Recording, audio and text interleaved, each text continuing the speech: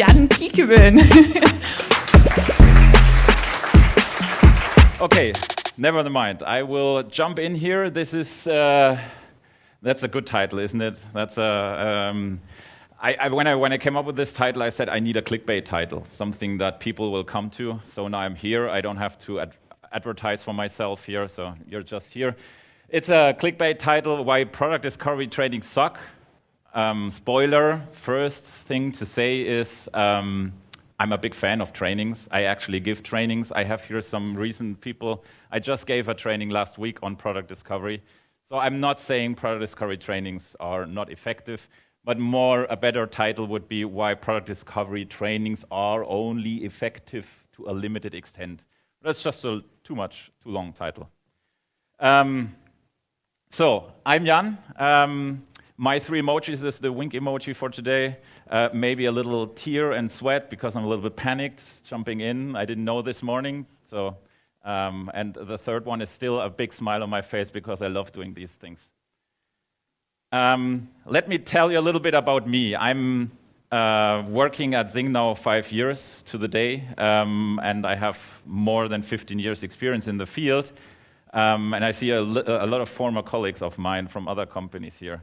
I progressed and worked as a senior product designer, senior user experience designer in various companies. And over the years, I mastered my craft. I know what I did. And when I became senior, there was this question or this ask for me, hey, you need to help other people, train other people. You know how it's done, help other people, juniors, doing that. And even further that I'm just helping other people, I was asked for, hey, what does the organization need to do? And I worked as a design ops manager, really making organizations work here at XING. But there is a fail part to my story because I was always preaching how we should work. I was always telling people, you need to do it this way. I did presentations like this, not in this big audience, but in a smaller audience, and I was telling them what they need to do to be much more efficient, much more curious and experimental in their product discoveries. But honestly, I did trainings, I did presentations, nothing changed in the company, or hardly anything. To my degree or my ambitious level, it felt to me like a fail. Other colleagues here in the room would tell differently that I changed stuff. But that's my story. So last year, I came to the situation that I was thinking, hey, what do I need to change in my own approach to this that I can influence teams and organizations even better? And then I realized these trainings and this preaching, there's something wrong. And I want to start with a problem. So what is the problem with all these trainings? You know these situations, people in a room, these days on Zoom, nice whiteboards, cool examples, post-it war, and you learn amazing new techniques, skills, and all that stuff. But what's the problem with these when you want to influence in a bigger way how successful teams are working in their field, in their particular situations? I have brought you 5 reasons why I think product discovery trainings are not so efficient, but let's throw in some ideas. I will repeat them for the audience remote. Just give me some ideas. Why do you think they are not so effective? Just shout out. Too theoretical, like that one, yes. What else? Come again? Yeah, when you do stuff. In trainings, you do some stuff, right? Yeah, you exercise, but doing the thing is much better to learn things, yes? Right. It doesn't, she said, just because it works for me doesn't mean it needs to work for all the others. So me as a trainer, I'm training something, maybe that skill I'm training is not working for the other person, right? Another one, yes? Yeah. Right, yeah, exactly, and that's a big segue because I have exactly that same point. He said the team you're working in the situation, but I will come to that. So first, I have brought you 5 reasons why I think they are not so effective, and let's go through them one after another. We have artificial situations in these trainings. I constantly hear Or I often heard after the training, some weeks after when I'm talking to people, yeah, it's hard to apply the stuff we did in the training to my real day work, to the everyday work, my situation, my complex product, my team, my whatnot. So it's from the one hand, there's an artificial situation on the cases you work on. In training cases, we set up cases that are pretty simple. Easy to understand, not complex, easy to digest and work with. But in real life, product discovery is quite messy. There's always this in every meeting, this, yeah, it depends. And real life scenarios are much harder, much more complicated. And the second part is the people. In product discovery trainings, I often have people who signed up for this training, people who are juniors or want to learn something. And they are bunched together as a group and go through the training, but it's not the real team working in the situation after the fact. When they go back home, they have a different environment, different people, and all that situation. You don't train for that in these trainings. So artificial situations is one thing that is hard to train on, or real situations to train on product discovery trainings. Second one, never enough time. I have never heard of one training where somebody said, oh, that was too much time. Most of the time they say, I need more time. In reality, I need more time to think. I need more time to execute and train. So you cut corners in trainings, and you do sometimes an exercise just once or twice. So one time you get it explained, the second time you execute it, but it's always in a short, limited time. You cut corners and whatnot. And no matter how long it was, it's always too short after the fact. And a second part in never enough time, in real life you need more time to think, much more time to think than you have in a one-day training. For example, last week I did a 1.5 day product discovery training. That's just, we cut corners every minute, every 20 minutes we stopped exercises because we had to go through it. You can do multiple week trainings, but still same situation. But don't be wrong, I'm a big fan of time boxing, because time boxing is a great tool for experienced people to get shit done in a certain amount of time. So I'm a big fan of giving time boxes for a week, do just 1 week this one thing, and then after a week we move on. So a big fan of that. Third reason, artificial risks and decisions. So in these trainings, I mean, that's not a surprise.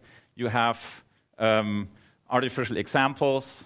The risk involved, when you make decisions, it's not really risk. You're not really dealing with the situations or with do we do A or B? You just do it, and what could go wrong? But this is good for trainings, because when there would be real risk, it's a weird situation, a training situation to just learn. But in real life, the communication and the discussions are much different than in the trainings when you really have to make calls. And in product discovery, it's all about figuring out what is the next thing we are building. And to some degree, to some people in my teams I'm working with, this feels to people as a huge, big one decision. Like, what's the next thing for the next cycle? Oh my Lord, better we have a good idea. And this is crazy. That's not at all in any training situation the case. And in real life, I can tell you it's the micro decisions. Every day in product discovery, you do tiny, tiny decisions, and you have to do it over and over again to get better. Fourth reason why I think these trainings are not so efficient is it's not about the framework. So shout me some product discovery frameworks you know about. Just shout some. The double diamond, like it. What else? What comes to mind? Design thinking, love it. What else? Lean UX, my favorite. What else? Jobs to be done, maybe. Personas, continuous discovery, whatnot. Journey mapping, all these kind of things. I have expected journey mapping from you, by the way. Oh, yeah, okay. Yeah, okay. Tools.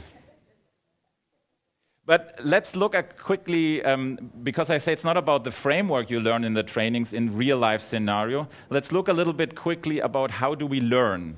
And I want to segue quickly to a model, a framework, I don't know, the growth stages of understanding. I saw this from Jared Spool in his nice and beautiful talk, Beyond the UX Tipping Point. Highly recommend to watch this one. And the growth stages of understanding, how do we learn? We humans goes from unconscious incompetence. That's the stage where we basically know nothing. We have no clue. The next stage is conscious incompetence. This is the stage where we know we are not good at it. And then the next stage is conscious competence. So we are aware of what we do, and we know what we are doing. And the last step is unconscious competence. This is when people say this is when you are mastering the thing, like somebody is playing the piano and doesn't have to look at all anymore at the keys, or he's just doing it. And to go from unconscious incompetence to conscious incompetence, hard words, it's called the transition. There's literacy. And in this phase, the trainings are perfect. So when you have no clue at all what it is, product discovery, a training is beautiful. Perfect to learn what it is, to get conscious incompetence. And from there, to get to this next stage of really doing and repeatedly doing and being good at what you are, frameworks come into play. These frameworks help you like checklists. Do this, then this, then this, then this. And you just repeat them over and over again. You know how they work, and you use these tools, canvases, and whatnot to get to this stage. And the last stage is when you're mastering your craft, when you're just doing it by the feel, you have seen so many situations, nothing surprises you anymore, and I call this craftsmanship. So, the trainings have their place, but most of us here in the room, I don't know, I'm putting you all here minimum, and you want to come to this situation. You use your frameworks well, and you want to master it. So, and in trainings, again, in the training situation is more on the left-hand side. Fifth reason, the goddamn daily grind. So every day when we're working, you learn something new in these trainings. Doing this is hard, sometimes really hard. And it's less about the skill sometimes in product discovery, that you know how this framework works. It's more about the habits. When do I use it? How fast do I go? How do I speed up? Am I fast here? Am I be thorough here? And whatnot. And to change the goddamn daily grind of falling always back to your old habits, there is a framework I want to quickly jump into. It's from Nir Eyal in his book, Hooked. And there is this hook loop. And the hook loop starts with a trigger. The trigger is the situation we are in, the situation, the moment in time when we start doing something. And this is really important. When you're in a training, you're in a totally different situation, and you're not in this situation where you actually are. Next, when you execute and behavior, it's the action phase. You do that in the anticipation of a reward. So you do some activity, some behavior, because you think there is a reward. And in the expectation of the reward is like you did an exercise, you gained an insight and whatnot. Then the reward is the very important part of a habit-forming situation, because that's what we are looking for. And it becomes a habit in this loop when we have an investment phase. And the investment phase is by doing this, by gaining this reward over and over again, we build up kind of a bank of investment of this habit. It's constantly feeding our reward system, so we're doing it over again. And then we have the loop of an habit when we formed it. And in trainings, the problem in trainings is from here to there. We do the training typically once, and then over time, it does not build up over and over again, and it decays this learning, and the habit is not forming. Okay, so what do we do with these 5 problems?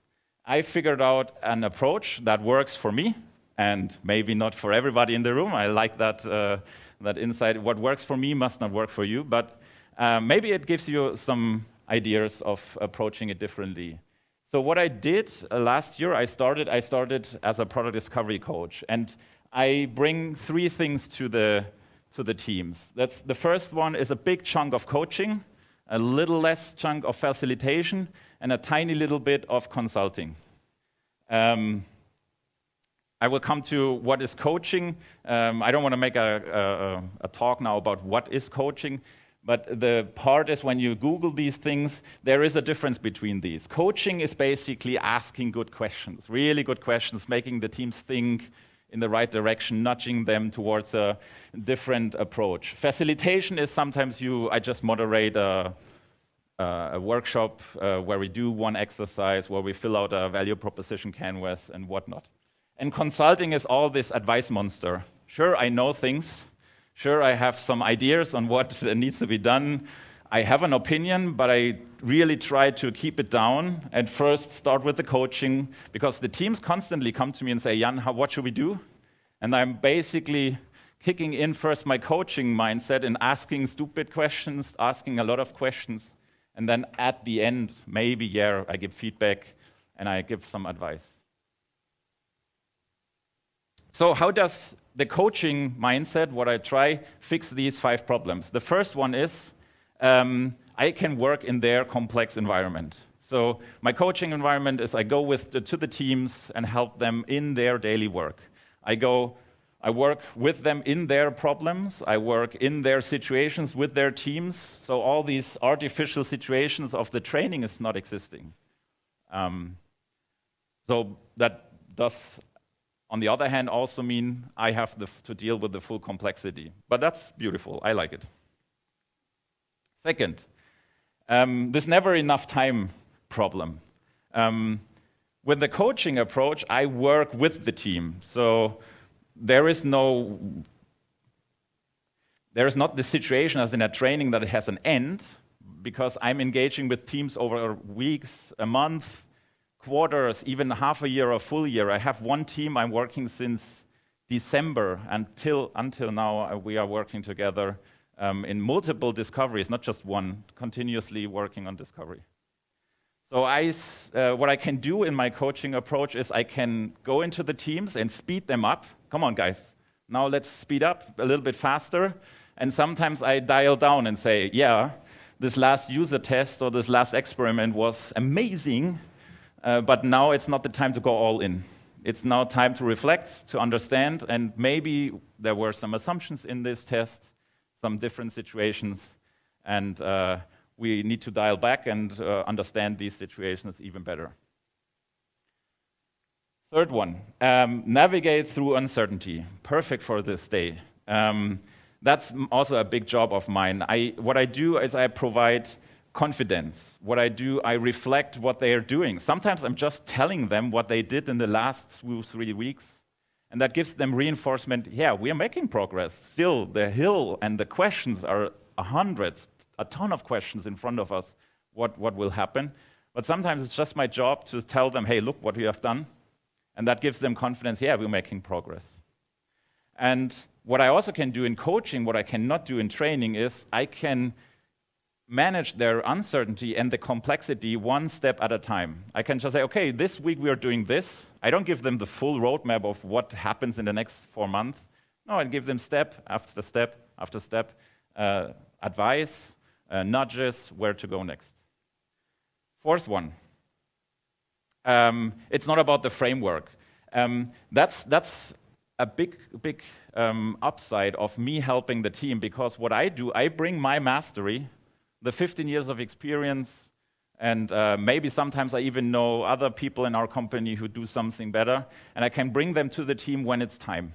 I don't have to rely on, hey, you have to go first to a training to progress in your project. That's not how it works. But I have the possibility to go into the team, work with them in a workshop, and so they don't have to hassle with the framework. How is this value proposition canvas working again? How is this canvas or that tool executed properly? I can just do that with them, and they can focus on the content. Fifth one, nudge behavior and form new habits. That's actually a good thing with my coaching, but it's the hardest one. But I think it's the only way I can help them towards new behaviors, new approaches to things. Because as a coach, I repeat sometimes, and I look here, I see people, I think I sometimes repeat myself too often. I say over and over the same things in the coaching sessions. I don't know if it's too much. Until now, nobody has said to me, Jan, that's enough. I have heard it 100 times. No, it's always in the new context. The same habit applies in a new context, and it's constantly reinforcing the team. Oh yeah, we've been there. Okay, now this thing. And over time, they will form this habit and become conscious competence or even unconscious competent. So you might ask now, oh, that sounds cool. Can I do this as well? And I say yes, because it's actually not that hard. I assume you're all craftsmen. You all know how your stuff works. I can only speak for now here as an internal. I'm working at XING and doing it with our teams. I don't know how that works in an agency setup, but if you're working internally, you want to do that with your teams, I can tell you this works beautifully. And there come three things. A little bit conditions you need to take care of, not so hard. A little bit more environment, set up your environment that it works, and a lot of practice. But practice is easy, you just do it, and then we go. So, conditions. I found one rule that is really, really helping me, and that is I don't have stakes in the work. What does that mean? I'm not the leader of that team I'm coaching. I'm not making the decisions. The team is progressing in their product discovery, and I'm coaching them. I do not make them, hey, you need to go to the left or to the right. I'm nudging them. Now it's time to make a call, make a decision, and they take the decision. But it's really helpful as a coach if you have not stakes in the work. The second one, a tiny bit of environment, and this is easier than you think. What I do is basically I set up an environment with the teams by having regular check-ins, and this is basically twice 30 minutes a week, nothing more. Sounds like, oh, that's a 1 hour a week, one team. Easy, easy peasy. It is easy. And I do this as the side job. It is not my full-time job. I'm a UX team lead, but I do this at the side, and I'm coaching 4 teams right now. So that's 4 hours for me a week, and I can do that easily. Because I do not prepare a lot for my coaching sessions. I know what I'm doing. I have done this over and over again, and sure, I did trainings and all that stuff, and I learned a little bit more about what is coaching and stuff, but it's and how it's done better, but it's actually not that hard. And if you want to do this, just find a team, and 2 times 30 minutes a week is making a huge difference over the long term. And last but not least, practice. Gain some practice in coaching, asking good questions. Not always the why question is the best one. In Germany, the why question sometimes even is loaded, has some tendency in terms of you are not doing good work. In Germany, we may ask more like wozu, so the how question, why this way, and I don't know how it translates to English. Wozu, wofür, for what for? Thank you. What for? What's the reason why we're going this way? And then asking also good questions in terms of when you do this, what you're not doing. So to what do you say no? And facilitating these kind of micro decision makings going forward. Okay, and last but not least, in this practice, I can tell you the hardest part is taming the advice monster. I'm a big fan of the book from Stephen Bunga. No, Stephen? What is his name? Michael Bungay-Stenier, The Coaching Habit. And he's talking about the advice monster, because when we see a problem and get a question asked, this one is kicking in like butter, and you're blabbing out what next to do. But taming that a little bit, asking more questions, be curious as long as you can. In 30 minutes, my goal is 20 minutes being curious, the last 10 minutes giving advice, maybe. All right, so my call to action for the end of this talk is stop preaching and maybe start coaching. Think about it. Thank you.